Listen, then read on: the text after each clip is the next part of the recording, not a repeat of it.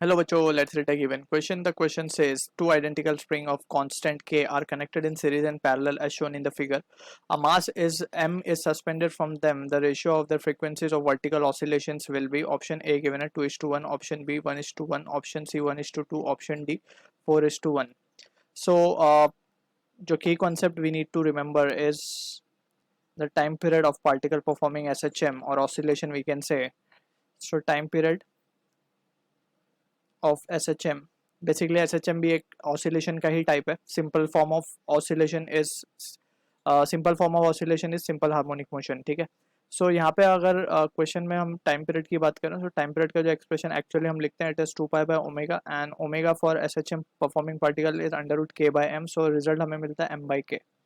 अब यहाँ से वी कैन हैव फ्रीक्वेंसी भी हम निकाल सकते हैं सिंस वी नो कि time period is nothing but और फ्रीक्वेंसी इज टाइम पीरियड जो है वो रेसिप्रोकल है. ठीक है. फ्रीक्वेंसी का. ठीक है ना. तो फ्रीक्वेंसी को हम रेसिप्रोकेट करेंगे तो we get time period. So यहाँ से हम देख सकते हैं 1/n can be written as 2 pi under root of m/k and also we can write this way as 1n. इसको हम थोड़ा सा रिवर्स करके भी लिख सकते हैं. ठीक है. अब यहाँ से ये result we will be using for the question given. हमें रेशियो पूछा ऑफ द फ्रीक्वेंसीज. दोनों का रेशियो ए और बी का निकालना है बेसिकली. तो ए में अगर हम देखें तो apart from this basic understanding we need to have regarding the series and parallel combination of spring.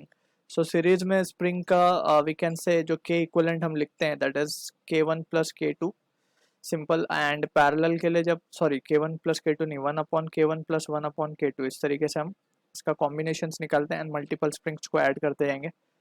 For parallel it is k equivalent is k1 + k2 right and so on. अब series और parallel हमें समझ में किस तरीके से आएगा.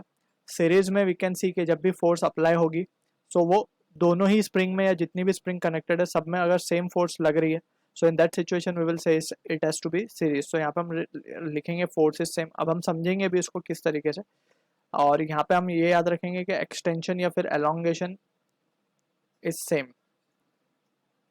तो अब समझते हैं कि जो क्वेश्चन में हमें ए पार्ट में अगर हम देखें ध्यान से ये जो यहाँ पे हमारा वेट मास एम जी टंगा हुआ है एम टंगा हुआ है तो ये एक फोर्स लगाएगा M G in the downward direction. अब यही फोर्स इस स्प्रिंग 1 में भी जाएगी सेकंड स्प्रिंग में भी जाएगी. तो यानी कि ये दोनों ही स्प्रिंग में सेम फोर्स जाने वाली है एम जी और एम जी.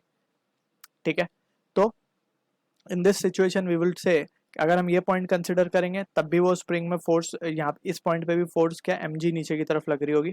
सो यहाँ पे फोर्सेस दोनों स्प्रिंग में सेम है. So this both will be considered to be in series. Clear. अगर हम यहाँ पे देखें तो यहाँ पे अगर हम देखें तो ये एम जो है ये फोर्स ये दोनों में डिस्ट्रीब्यूटेड है. ये फर्स्ट स्प्रिंग में भी सेकंड स्प्रिंग में भी. तो यहाँ पे हम देख सकते हैं कि दोनों में फोर्स अलग अलग होगी. ठीक है. लेकिन एलोंगेशन या फिर एक्सटेंशन दोनों में सेम होगा. ठीक है. जितना ये 1 वाली एलोंगेट करेगी उतना ही 2 वाली भी करेगी क्योंकि ये बीच में से हमने मास वेट टंगाया हुआ है इसमें एम जी. क्लियर. तो ये वाली जो कॉम्बिनेशन है बी पार्ट में it is in parallel combination. So या फिर हम सिंपल इस तरीके से भी समझ सकते हैं कि सीरीज में जो स्प्रिंग का एक एंड होगा वो दूसरी स्प्रिंग के एंड से कनेक्टेड होगा. जैसे यहाँ पे हम देख सकते हैं ए पार्ट में एक स्प्रिंग का एक एंड दूसरे स्प्रिंग के दूसरे एंड से कनेक्टेड है. तो पैरेलल में लेकिन कनेक्शन क्या होगा. पैरेलल में एक फिक्स एंड से कनेक्ट होगा तो एक मास से कनेक्ट होगा. तो that is what the condition we can see in B also. So anyways we can remember the results over here and किस तरीके से हम जज करते हैं कि पैरेलल में कौन है सीरीज में कौन है. ठीक है. तो यहाँ से अब हम देख सकते हैं कि दोनों में अगर हम ध्यान से देखें तो मास एम जी है. Mass is constant. अगर हम केयरफुली एनालाइज करें तो जो भी खेल है ये के का है 2 पाई है. ये एक्सप्रेशन को हमें देखना है ध्यान से. हमें फ्रीक्वेंसीज का रेशियो चाहिए राइट. सो फ्रीक्वेंसीज के रेशियो में हम देख सकते हैं कि N is directly proportional to root के बोल सकते हैं हम यहाँ पे क्योंकि मास दोनों में जो हैंग हो रहा है वो सेम है और 2 पाई तो कांस्टेंट है ही. तो ये रिलेशन को हम डायरेक्टली यूज कर लेंगे यहाँ पे. So using this result we can say N of A upon हमसे रेशियो पूछा है फ्रीक्वेंसी विल बी यानी कि N of A means A diagram वाला और बी मीन्स बी डायग्राम वाला frequency that will be equals to 1. A में हम देख सकते हैं कि दोनों सीरीज में है.